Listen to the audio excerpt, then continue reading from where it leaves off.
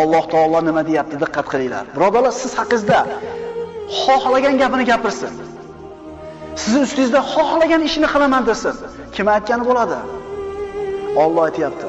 Shak shubhasiz biz ular sizni masxara qilib aytayotgan so'zlaridan dilingiz siqilishini bilurmiz.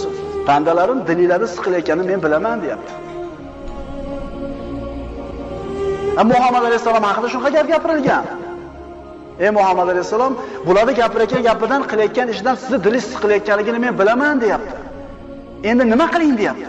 Xuddi shularga o'xshab borib gap qaytaring, ularga shu o'zlariga yarasha ish qiling yoki shu fe'liga yarasha fe'l qiling dedimi? Nima deyapti?